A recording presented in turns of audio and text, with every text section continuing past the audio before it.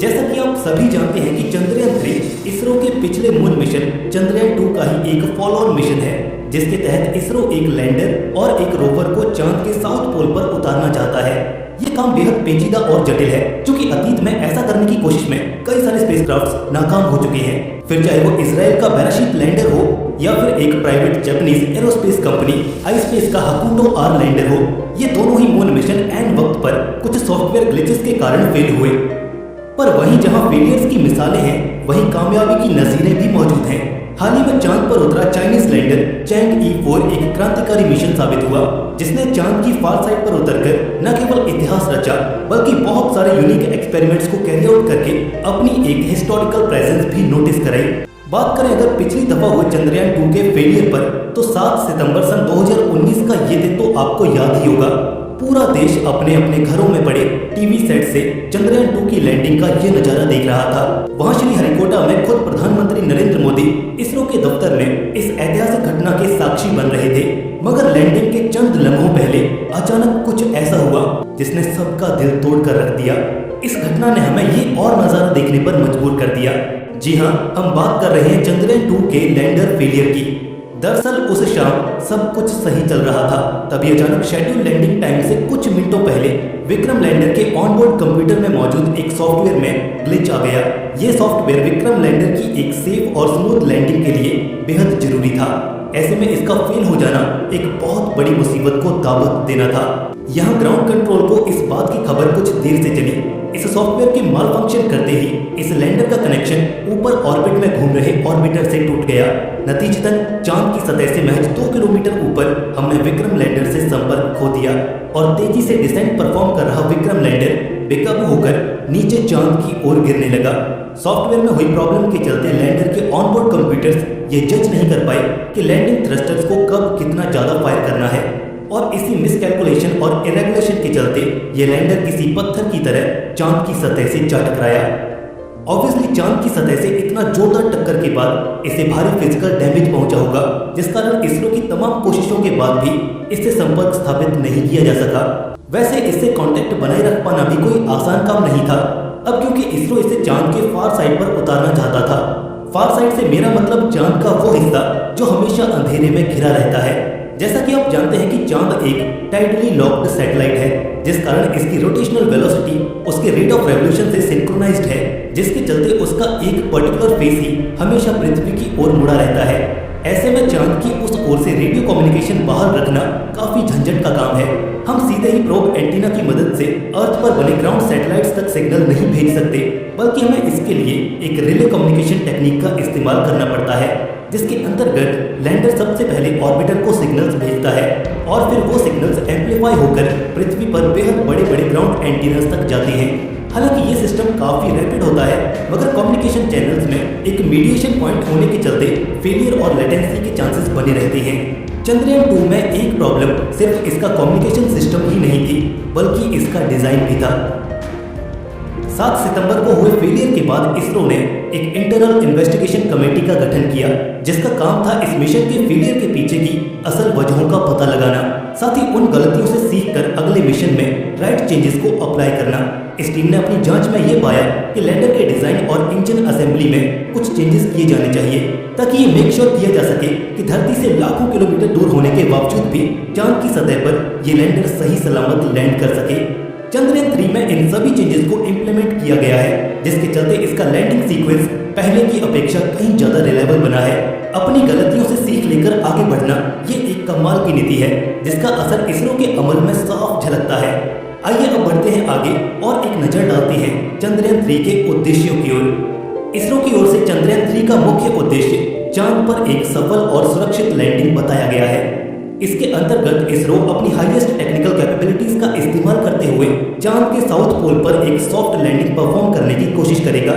इस primary objective के अलावा इस मिशन के अंतर्गत बहुत सी साइंटिफिक रिसर्च और एक्सपेरिमेंट्स को भी कैरी आउट किया जाएगा, जिससे ल्यूनर एक्सप्लोरेशन और इंटरप्लेनेटरी साइंस को एक शानदार बूस्ट मिलेगा। अपने प्रेडिसेसर मिशन की ही तरह चंद्रयान 3 का भी एक अहम मकसद के अलावा इस मिशन के अंतर्गत बहुत सी साइंटिफिक रिसर्च और एक्सपेरिमेंट्स को भी कैरी आउट किया जाएगा, जिससे ल्यूनर एक्सप्लोरेशन और इंटरप्लेनेटरी साइंस को एक शानदार बूस्ट मिलेगा। अपने प्रेडिसेसर मिशन की ही तरह चंद्रयान 3 का भी एक अहम मकसद चांद की जियोकेमिस्ट्री को समझना है। इस कड़ी में चंद्रयान 3 के साथ जा रहा है विक्रम लैंडर और प्रज्ञान रोवर, जो वहां पर ढेरों साइंटिफिक एक्सपेरिमेंट्स परफॉर्म करेंगे, जिसमें फोटोमेट्रिक्स और ऑनबोर्ड सेंसर्स के इस्तेमाल से ल्यूनर सॉइल का परीक्षण भी शामिल होगा। आज से करीब एक दशक पहले जब भारत ने अपने पहले ल्यूनर मिशन चंद्रयान की सहायता से चांद की सतह पर तरल पानी की मौजूदगी का कंफर्मेशन किया था, तो सब हैरान रह गए थे। इस बार इसरो का प्लान कुछ और बड़ा करने का है। चंद्रयान 3 अपने मुख्य उद्देश्यों में से एक मून के हाइड्रोमेट्रिक्स को डिकोड करना भी लेकर चल रहा है। ऐसे में ऑर्बिटर की अब तक की रिसर्च से मिले डेटा को फर्दर बेस बनाकर ग्राउंड पर मौजूद लैंडर्स और रोवर्स ल्यूनर सॉइल और रॉक्स को एग्जामिन करेंगे, जिससे हम उनमें मौजूद वाटर और सिमिलर कंपोनेंट्स को बारीकी से देख पाएंगे। ये चांद की जियोग्राफिकल कॉम्पोजिशन और केमिस्ट्री को समझने की ओर एक बड़ा और निर्णायक कदम होगा, जो आने वाले वक्त में ल्यूनर कॉलोनाइजेशन जैसे बड़े गोल्स को सर्व करने में कॉम्प्लीमेंट्री साबित होगा। इन भारी भरकम जिम्मेवारियों और करोड़ों लोगों की अपेक्षाओं का बोझ अपने कंधों पर लिए चंद्रयान 3 जल्द ही धरती से रवाना होगा। इससे पहले कि हम इसकी काबिलियतों का मूल्यांकन करें, ये बेहद जरूरी होगा कि इसकी टेक्निकल स्पेसिफिकेशंस और डिजाइन पर भी एक नजर डाल ली जाए। आफ्टर ऑल, किसी भी स्पेस मिशन की कामयाबी या नाकामी के पीछे यही फैक्टर्स तो जिम्मेदार होते हैं। इसरो का चंद्रयान 3 मेजरली 3 कंपोनेंट्स के साथ आता है। इसमें एक लैंडर, एक रोवर और एक propulsion मॉड्यूल शामिल होगा। पिछली दफा इस propulsion मॉड्यूल की जगह एक ऑर्बिटर था, जो फिलहाल चांद के ऑर्बिट में मौजूद है और बखूबी अपने काम को अंजाम दे रहा है। खैर, इस propulsion मॉड्यूल का काम चंद्रयान 3 के कॉम्पोजिट स्पेसक्राफ्ट को अर्थ से लॉन्च के बाद चांद की ऑर्बिट तक पहुंचाना होगा। इसके बाद लैंडर यूनिट इससे डिटैच होकर चांद की सतह की ओर डिसेंट परफॉर्म करेगी। वहीं propulsion मॉड्यूल ऑर्बिट में ही रहकर चांद की परिक्रमा करेगा। साथ ही लैंडर और ग्राउंड कंट्रोल के बीच एक कम्युनिकेशन के लिए बतौर रिले भी काम आएगा। अगर आप इसके डिजाइन को देखेंगे तो पाएंगे कि ये एक बॉक्सी शेप का कंपोनेंट है, जिसके एक साइड पर ऑनबोर्ड कंप्यूटर और कम्युनिकेशन सिस्टम को पावर करने के लिए सोलर पैनल्स लगाए गए हैं। वहीं टॉप पर एक सिलेंड्रिकल सा स्ट्रक्चर देखने को मिलता है, जो कि एक्चुअल में लैंडर यूनिट के लिए एक डॉकिंग पोर्ट के रूप में काम करेगा। इसके अलावा आप इसके साइड में ये थ्रस्टर्स देख सकते हैं, जो समय समय पर फायर होकर इसकी दिशा और गति को नियंत्रण में रखेंगे। इस propulsion मॉड्यूल का मेन काम चंद्रयान 3 के इस कॉम्पोजिट स्ट्रक्चर को लॉन्च के बाद धरती की ऑर्बिट से लेकर मून की ऑर्बिट तक लेकर जाना है। फिर ये अपने सेकेंडरी रोल में भी सर्व करेगा, जिसमें ये बतौर रिले कम्युनिकेशन डिवाइस ऑर्बिट में रहकर लैंडर और अर्थ पर मौजूद ग्राउंड स्टेशन के बीच संपर्क स्थापित रखेगा। इसी बीच एक एक्टिव कम्युनिकेशन मेंटेन रखने के लिए ITSN यानी कि इंडियन डीप स्पेस नेटवर्क का इस्तेमाल किया जाएगा। इसके बाद बारी आती है इस मिशन के सबसे अहम कंपोनेंट विक्रम लैंडर की। ये लैंडर एक बॉक्स की शेप में है। मून की सरफेस पर एक स्मूथ और सॉफ्ट लैंडिंग परफॉर्म करने के लिए इसके बॉटम पर 4 लेग्स भी इंस्टॉल्ड है। इसके अलावा ये लैस है मल्टीपल लैंडिंग थ्रस्टर से, जो कि डिसेंट के दौरान इसे एक एंटी ग्रेविटी थ्रस्ट देगा, जो कि सॉफ्ट लैंडिंग के लिए बेहद जरूरी है। इसके अलावा इसमें वो तमाम साइंटिफिक पेलोड्स और इंस्ट्रूमेंट्स भी मौजूद हैं, जो ल्यूनर साइंस को परफॉर्म करने में कारगर साबित होंगे। करीब 7.5 टन वजनी इस लैंडर में एक सेफ लैंडिंग परफॉर्म करने के लिए 1 दर्जन से ज्यादा कंपोनेंट्स मौजूद हैं। फिर चाहे वो accelerometer, altimeters, Doppler velocimeter, surface proximity sensors, touchdown sensor और 4 से भी ज्यादा डिफरेंट एरियाज में व्यू ऑफर करने के लिए हाई रेजोल्यूशन कैमरास, जिनकी मदद से इस लैंडर की एक सेफ और साउंड लैंडिंग मेक श्योर की जा सकेगी। बाद बाकी ये लैंडर प्रज्ञान रोवर के लिए एक कैरियर व्हीकल के तौर पर भी काम करेगा, क्योंकि ऑल द वे अर्थ से मून की सरफेस तक यही तो इस रोवर को अपने भीतर ले जाएगा। 26 किलो वजनी इस रोवर में कुछ बेसिक इंस्ट्रूमेंट्स और पावर के लिए एक सोलर पैनल मौजूद है। क्योंकि ये इसरो का पहला रोबोटिक रोवर है, इसलिए फिलहाल इसे डेमोन्स्ट्रेशन फेज में रखा गया है। इसके तहत हम अपनी टेक्नोलॉजीज और डिजाइन का रियल लाइफ सिचुएशन में टेस्ट और एग्जामिनेशन कर पाएंगे। And that's pretty much all about this mission.